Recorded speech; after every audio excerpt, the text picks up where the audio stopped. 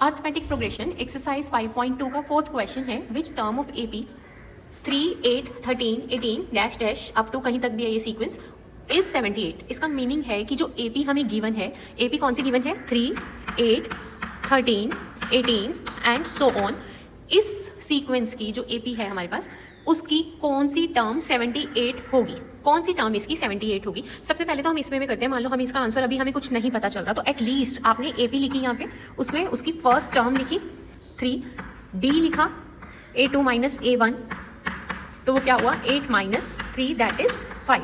तो यहाँ पे आपने पूरी AP लिख दी है, फर्स्ट टर्म लिख दिया है और D लिख दिया है, इतना तो आप लोग लिख सकते हो। उसके बाद हमें एक जनरल फॉर्मूला हम लोग कर चुके हैं, nth term of an AP is equal to A plus n minus 1 into D। और जितनी वैल्यूज आपको पता है यहाँ तक आप वो पुट कर सकते हो। 3 पता है, अभी तक n में नहीं, n के बारे में हमने डिस्कस करा, तो मैंने n को एज इट इज लिख दिया। d की वैल्यू है 5। हम इतना तो लिख सकते हैं पेपर में जब हमें कुछ नहीं पता, लेकिन इतना पोर्शन वो चीज़ें हैं इसमें जो हमें वैल्यूज पता है और जस्ट हमने वो पुट कर दी। अब हम डिटेल में करते हैं क्वेश्चन कि इसको सॉल्व कैसे करना है। इतना आप लोगों ने लिख लिया। उसके बाद क्वेश्चन था विच term of AP this is 78। तो हम ये मान के चल रहे हैं, हम वैसे जनरली ये लेके चलते हैं nth term of AP, find out the nth term. हम मान के चल रहे हैं ये nth टर्म है, 78 क्या है हमारी nth टर्म, और हमें फाइंड आउट क्या करना है n। तो इसको मैं अगर an को 78 लिख रही हूँ कि ये हमें दी हुई है, nth टर्म दी हुई है, क्योंकि क्वेश्चन ये है विच टर्म इज 78, तो मैं सपोज करके चल रही हूँ nth टर्म इज 78, तो मुझे फाइंड आउट क्या करना है n। तो बस यहाँ पे हम लोग n फाइंड आउट करेंगे।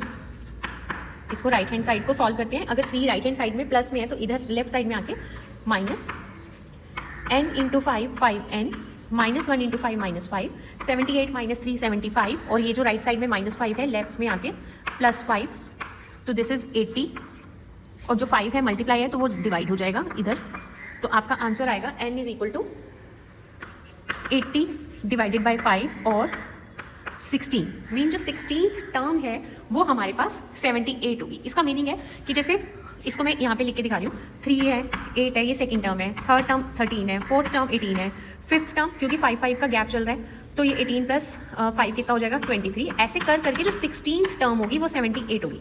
This is first term, this is second term, this is third term, fourth term, fifth term, 6th, 7, 8 कर करके जो हमारे पास 16th टर्म होगी वो हमारी 78 होगी। इसका एक्चुअल मीनिंग ये है क्वेश्चन का।